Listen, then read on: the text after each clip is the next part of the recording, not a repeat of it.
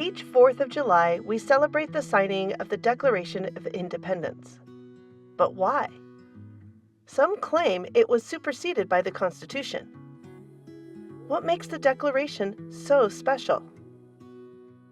The Declaration of Independence. Welcome to Into the Desert, exploring the wilderness of ideas. Don't forget to hit that like and subscribe button, and if you want to support our channel and our mission of encouraging discussion and not division, please join us on Patreon. The link is in the description. Proverbs 25:11 says, "Like golden apples set in silver is a word spoken at the right time." Abraham Lincoln was referring to this proverb when he wrote of the Declaration of Independence's principles. They were spoken at the right time. He went on to say, "The Union and the Constitution are the picture of silver, subsequently framed around it. The picture was made not to conceal or destroy the apple, but to adorn and preserve it. The picture was made for the apple, not the apple for the picture." One of many points of controversy surrounding the Constitution concerns the Declaration's importance for understanding the Constitution.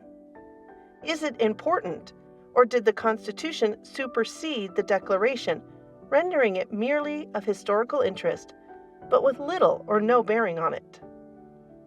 Lincoln's view was clear. The Constitution was not made to conceal or destroy the Declaration, but to adorn and preserve it. Chief Justice Warren Burger expressed a similar view when he said, "The Declaration of Independence was the promise. The Constitution was the fulfillment." While it is difficult for us to understand now, try to put yourself into the mindset of a delegate to the Continental Congress in June 1776. They were representatives from 13 separate colonies, each with its own government, interests, and concerns. They were closer to 13 countries than a single nation. They were facing the strongest country on earth at the time, and now the king had branded them traitors. They had come together to work out a solution, and now people were openly discussing independence. In June, the question of independence came up in Congress. Yet, colonies breaking away from the mother country had never happened before. This was something new. How would the colonies separate from Great Britain? They needed a statement of separation. Congress appointed a committee of 5, which quickly realized Jefferson should produce the first draft. Years later, Jefferson would write, "When forced, therefore, to resort to arms for redress, an appeal to the tribunal of the world was deemed proper for our justification. This was the object of the Declaration of Independence, not to find out new principles or new arguments never before thought of, not merely to say things which had never been said before, but to place before mankind the common sense of the subject in terms so plain and firm as to command their assent, and to justify ourselves in the independent stand we are compelled to take." This reasoning is made clear in the first paragraph, setting forth the purpose of this document.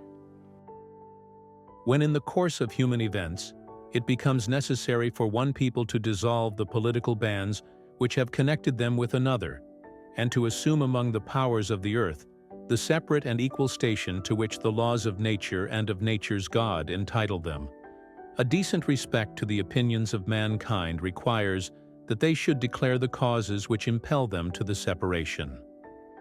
Having established its purpose, the Declaration then proceeded with a logical argument for independence. And as such, the second paragraph states the premise for that argument. We hold these truths to be self-evident, that all men are created equal, that they are endowed by their Creator with certain unalienable rights, that among these are life, liberty, and the pursuit of happiness, that to secure these rights, governments are instituted among men, deriving their just powers from the consent of the governed, that whenever any form of government becomes destructive of these ends, it is the right of the people to alter or to abolish it, and to institute new government. These are the fundamental premises of the American government. People have rights given by God. The purpose of government is to protect those rights. Ultimate political power rests with the people, and by inference, not with the king.